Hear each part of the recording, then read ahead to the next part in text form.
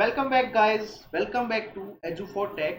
तो जैसा आप लोग जानते हो, ये प्रैक्टिस सेशन है आपका जीएस का। और जीएस में हम लोग पॉलिटी कवर कर रहे हैं।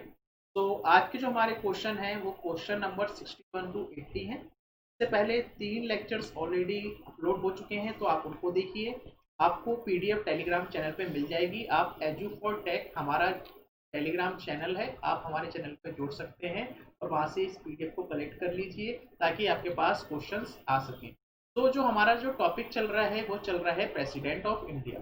तो प्रेसिडेंट ऑफ इंडिया से जो भी क्वेश्चंस बनते हैं उसको हम लोग और डिस्कस करते हैं। तो सबसे पहला क्वेश्चन है, which one is the part of electoral college but not of the process of impeachment process. तो जैसा मैं बताना चाहूंगा कि यहाँ पे क्या है, ऑप्शंस क्या है, कुछ गलत है। जैसे आपको पता है स्टेट लेजिस्लेटिव काउंसिल जो आपकी क्या कहलाती है, विधान परिषद। तो विधान परिषद तो इलेक्टोरल कॉलेज का पार्ट ही नहीं होता। ठीक है। तो मतलब यहाँ पे ये सी ऑप्शन की जगह ये कुछ और ऑप्शन दे देता। ठीक है, यहाँ पे कुछ और ऑप्शन दे देता, लेकिन ये ऑप्शन सपोज करो आपके पास अभी कितने ऑप्शन है, 3 ऑप्शन है। तो इन 3 ऑप्शन में से आपको बताना है कौन सा ऑप्शन सही है। तो इलेक्टोरल कॉलेज के जो पार्ट थे, लोकसभा भी थी, राज्यसभा भी थी और स्टेट लेजिस्लेटिव असेंबली भी थी, जिसमें हमारे पास दिल्ली और पुडुचेरी भी यहाँ पे शामिल थे। ठीक है। लेकिन अगर बात करी जाए इम्पीचमेंट प्रोसेस की, तो जो इम्पीचमेंट प्रोसेस होता है, ठीक है, वो कहाँ पे होगा। तो वो ध्यान रखना कि जो लोकसभा है और जो राज्यसभा है, इन्हीं दो हाउस को क्या है यहाँ पे, मतलब कॉन्स्टिट्यूशन में इन्हीं दो हाउस के बारे में जिक्र किया गया है जो प्रेसिडेंट ऑफ इंडिया का इम्पीचमेंट प्रोसेस क्या कर सकते हैं, चला सकते हैं। ठीक है। और ये जो लेजिस्लेटिव, स्टेट लेजिस्लेटिव जो असेंबली है, ये सिर्फ इलेक्शन में पार्टिसिपेट करती है प्रेसिडेंट के, ना कि उनके इम्पीचमेंट प्रोसेस के। तो इस क्वेश्चन का जो आंसर होगा वो ऑप्शन नंबर डी होगा। ठीक है, कि ये इम्पीचमेंट के प्रोसेस में नहीं पार्टिसिपेट कर सकते बट इलेक्टोरल कॉलेज के पार्ट होते हैं। नेक्स्ट क्वेश्चन आता है, the procedure of impeachment of the president of India. तो जो प्रेसिडेंट ऑफ इंडिया का जो प्रोसीजर होता है हमारे कॉन्स्टिट्यूशन में, तो उसको यहाँ पे हम लोग बोलते हैं वो क्वासी जुडिशियल प्रोसेस होता है। वो क्या होता है, क्वासी जुडिशियल प्रोसेस होता है प्रेसिडेंट ऑफ इंडिया का इम्पीचमेंट प्रोसेस। उसके बाद क्वेश्चन है, the vacant post of the president is to be filled with. मतलब क्या है कि अगर प्रेसिडेंट की पोस्ट खाली रह जाती है, सपोज करो कि आओगे, डेथ हो गया, रिजाइन कर दिया या रिमूव हो गए हैं, तो अगर उनकी पोस्ट खाली रह जाती है तो उस कितने टाइम में हम लोग क्या कर सकते हैं, उसको फिल कर सकते हैं। ठीक है। सो ये क्या है, यहाँ पे थोड़ी सी टाइपिंग मिस्टेक है। जुडिशियल प्रोसीजर और ये लेजिस्लेटिव प्रोसीजर नहीं होंगे। इसके जो ये ऑप्शन है वो आपके पास, जैसे 90 डेज है, 6 मंथ है, और लेट इट बी 9 मंथ है, और लेट इट बी 1 ईयर है। ठीक है, ये हमारे पास क्या ऑप्शंस है। तो क्या होता है, अगर प्रेसिडेंट क्या होता है उसे हटा देते हैं, या इम्पीचमेंट प्रोसेस से थ्रू उनको हटा दिया जाता है, रिजाइन करना पड़ता है, या डेथ होती है, तो उस टाइम पे जो वो वेकेंट पोस्ट खाली रह गई है, तो क्या करेंगे, जो वाइस प्रेसिडेंट हैं वो उसको 6 महीने के अंदर अंदर 6 महीने के अंदर अंदर क्या करना होगा, उसको फिल करना होता है। ठीक है। तो ये कौन से आर्टिकल में मेंशन है, वैसे आर्टिकल नहीं जाता है लेकिन फिर भी बता देता हूँ। इसका जो आर्टिकल है वो आर्टिकल 62, और 62 में भी जो पार्ट है वो हमारा क्या है, सेकंड। ठीक है। तो आपको बस ध्यान रखना है कि 6 महीने के अंदर अंदर क्या होनी चाहिए, वो जो पोस्ट खाली है उसको भर देना चाहिए। उसके बाद नेक्स्ट क्वेश्चन आता है, for how long can the president, vice president act as president when the president cannot perform his duty for the reasons of death, resignation, removal और otherwise।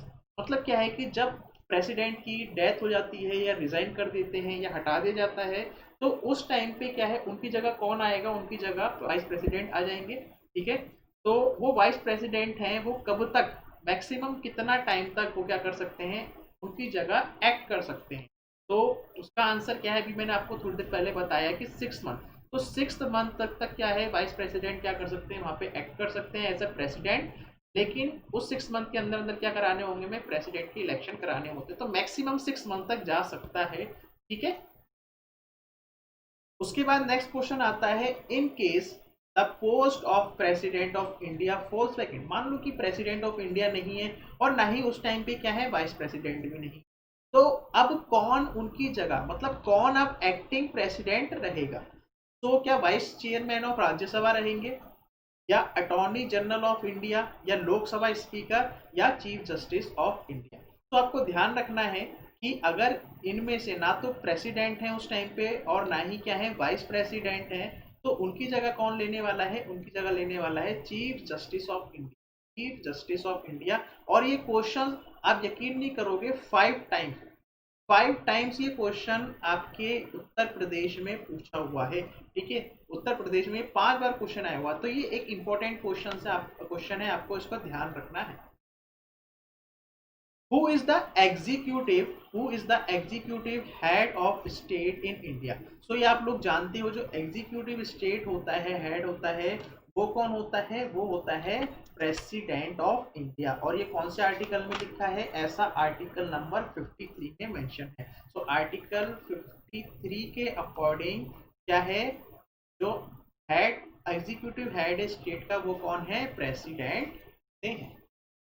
उसके बाद नेक्स्ट आता है, which one of the following articles of the constitution vest the executive power of the union the president? तो मैंने भी आपको बताया जो आर्टिकल 53 होता है उसमें ये चीज मेंशन है कि जो प्रेसिडेंट है वो क्या है? एग्जीक्यूटिव पावर है किसके, मतलब हेड है किसके? आपके पास इस यूनियन। ठीक है,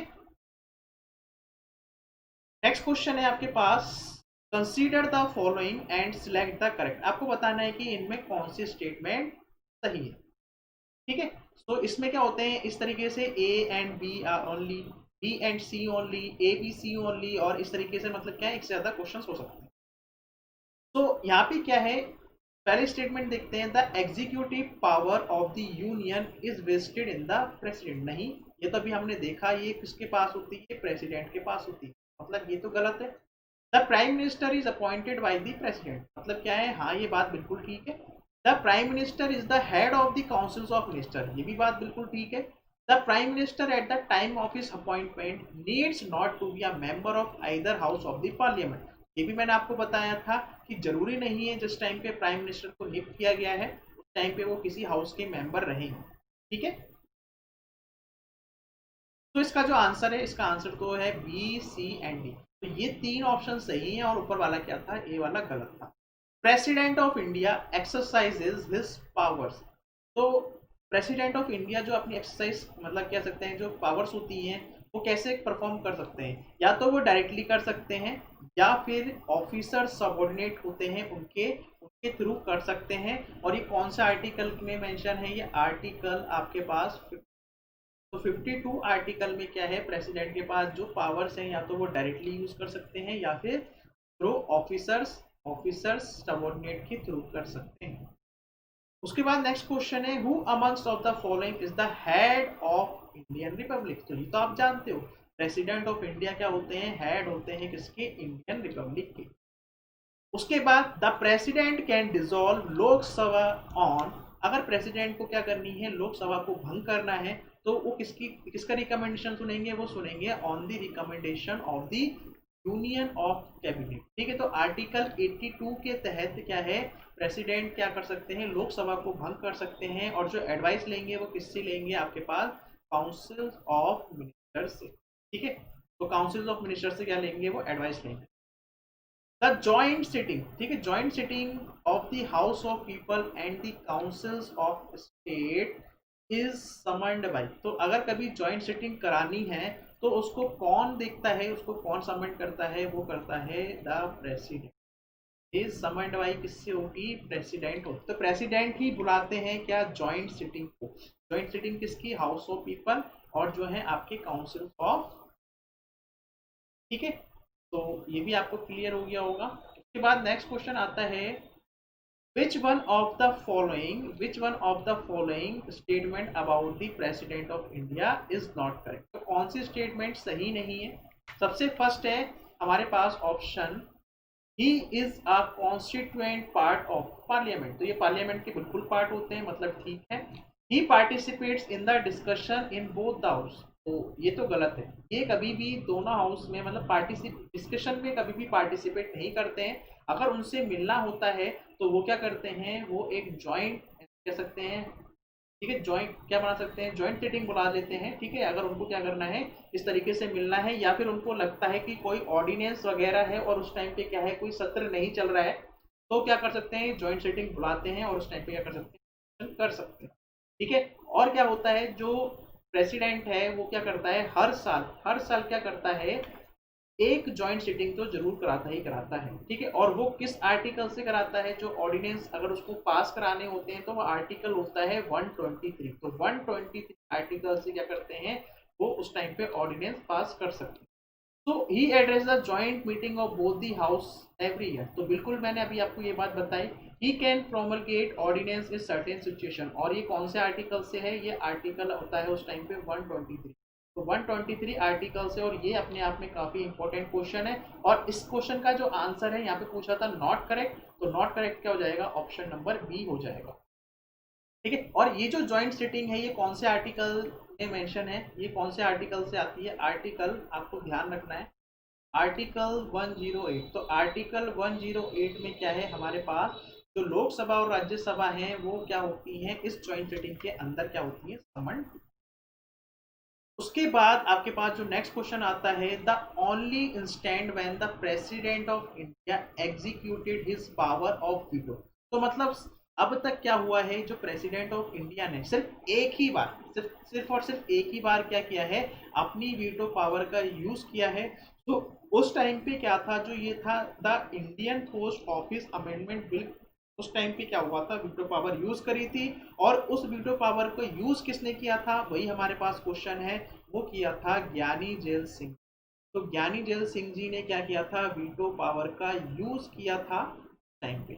ठीक है, तो ये दोनों अपने आप में काफी इंपॉर्टेंट हो जाते हैं। और अगर बात की जाए ज्ञानी जेल सिंह के बारे में, तो 1986 के टाइम पे ये चीज हुई।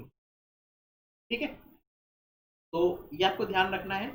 उसके बाद नेक्स्ट क्वेश्चन आता है, under which article of the Indian constitution the president of India enjoys the power to withhold its assent to any bill passed by the house of the parliament.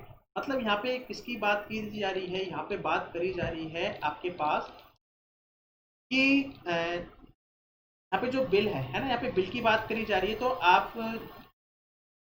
Under which article of the Indian constitution the president of India, ठीक है, the president of India,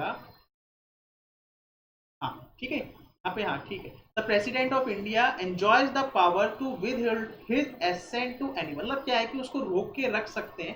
ठीक है, तो वो कौन से article में mention है, तो आपको ध्यान रखना है आर्टिकल 111।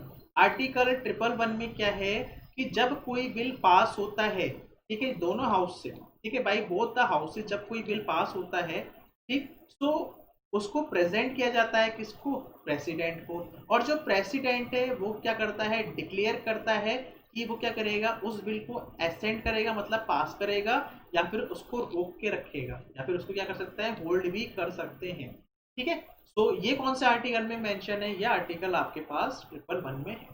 उसके बाद नेक्स्ट क्वेश्चन है, who amongst the following has the power to withhold assent to a bill after it has been passed by the two house of parliament। अभी मैंने आपको बताया कि जब दोनों हाउस से क्या हो जाता है, कोई बिल पास होता है, तो वो किसको भेजा जाता है, प्रेसिडेंट ऑफ इंडिया को भेजा जाता है। तो ये किसमें पावर होती है, प्रेसिडेंट ऑफ इंडिया की होती। ठीक है, नेक्स्ट क्वेश्चन आता है, under which article of the Indian constitution did president give his assent to the ordinance reform. अगर ऑर्डिनेंस रिफॉर्म करने हैं, when it was sent back to him by the union cabinet without many making any changes, मतलब कोई भी बिना change किए हुए अगर वो रिफॉर्म करना चाहते हैं उस पे, तो वो कौन से आर्टिकल से है, तो ध्यान रखना है कि आर्टिकल 123 के तहत क्या है, जो प्रेसिडेंट के पावर होती है वो क्या कर सकते हैं, ऑर्डिनेंस को प्रमलगेट कर सकता है, मतलब उसको उस टाइम पेश कर सकते हैं जब पार्लियामेंट सेशन नहीं चल रहा होता है। ठीक है, तो इसका आंसर क्या है, आर्टिकल 123। नेक्स्ट क्वेश्चन आता है, an ordinance promulgated by the president must be placed before the parliament within what time frame after the start of its session. तो मतलब क्या है कि अगर सेशन स्टार्ट नहीं होता है जिस टाइम पे और अगर लगता है प्रेसिडेंट को कोई इंपॉर्टेंट बिल है जो उनको पास कराना है, तो क्या करते हैं वो एक जॉइंट सिटिंग बुलाते हैं, ठीक है, और उसमें ऑर्डिनेंस पास कराते हैं जो आर्टिकल 123 में क्या है मेंशन है, उस पावर का यूज कर सकते हैं वो। और जो पास कराना होगा जब भी सत्र स्टार्ट होगा तो वो कितना टाइम ड्यूरेशन लेगा, कम से कम 6 हफ्ते के अंदर अंदर वो जो ऑर्डिनेंस पास किया है प्रेसिडेंट ने उसको यहाँ पे क्या करना होगा, उसको यहाँ पे फाइनली इन सेशन से पास करना। मतलब ये जो हाउसेस हैं, ठीक है, ये जो हाउस है आपके पास, इनसे पास कराना होता है, दोनों हाउस लोकसभा और राज्यसभा दोनों से, ताकि वो क्या हो सके, प्रॉपर वर्किंग में आ सके। Who among the following is और appointed by the president of India. तो इनमें से कौन सा प्रेसिडेंट ऑफ इंडिया के द्वारा अपॉइंट किया जाता है। तो जैसा आप लोग जानते हो जो वाइस चेयरमैन होता है प्लानिंग कमीशन का, और जो चीफ मिनिस्टर्स होते हैं यूनियन टेरिटरीज के, तो यूनियन टेरिटरीज के जो चीफ मिनिस्टर होते हैं और जो वाइस चेयरमैन होते हैं प्लानिंग कमीशन के, वो किसके द्वारा अपॉइंट किए जाते हैं, वो प्रेसिडेंट ऑफ इंडिया के द्वारा अपॉइंटमेंट किए जाते हैं, ठीक है। तो इसका जो ये क्या है, chairman of the finance commission, ये क्या है आपके पास गलत है, ठीक है। तो इसका आंसर क्या है, ऑप्शन बी एंड सी। तो बी एंड सी क्या है आपके पास इसका करेक्ट आंसर है, ठीक है। और जो वाइस चेयरमैन है वो कौन अपॉइंट करता है, वो करता है प्राइम मिनिस्टर। सॉरी सॉरी, इसमें क्या है ना, ये चेयरमैन, देखो ये जो वाइस चेयरमैन है, ठीक है, सॉरी यहाँ पे क्या है, थोड़ी सी मिस्टेक हो गई है। यहाँ पे देखो जो चेयरमैन है फाइनेंस कमीशन का और जो चीफ मिनिस्टर है यूनियन टेरिटरीज के, तो ये तो करेंगे प्रेसिडेंट ऑफ इंडिया। और जो वाइस चेयरमैन है प्लानिंग कमीशन का, ये जो वाइस चेयरमैन है प्लानिंग कमीशन को, इसको अपॉइंट करता है, इसको अपॉइंट करता है पीएम ऑफ इंडिया। तो पीएम किसको अपॉइंट करता है, vice chairman of planning commission को, और जो चेयरमैन और जो मिनिस्टर हैं वो किसको अपॉइंट करेगा, वो होंगे प्रेसिडेंट ऑफ इंडिया के द्वारा, ठीक है। सो ये क्या है आपके पास, इसका आंसर क्या है, ये सही। उसके बाद तो आपका आज का जो क्वेश्चन है वो क्या हो गए, खत्म हो गए हैं। तो 20 क्वेश्चन आज हमारे यहाँ पे ओवर होते हैं। तो मिलते हैं नेक्स्ट 20 क्वेश्चन के लिए। तो इसी तरीके से प्रैक्टिस करते रहिए, ज़्यादा टाइम लगता नहीं है 20 क्वेश्चन को देखने में, ठीक है। 20 क्वेश्चन कीजिए, शीट है आपके पास, लगाइए, उसको सॉल्व कीजिए, और इस तरीके से क्या होगी ना, आपकी प्रैक्टिस होती चली जाएगी। क्योंकि जीके कैसा है ना, आप अगर प्रैक्टिस करते हो तो आपको चीज़ें ज़्यादा टाइम तक याद रहेंगी।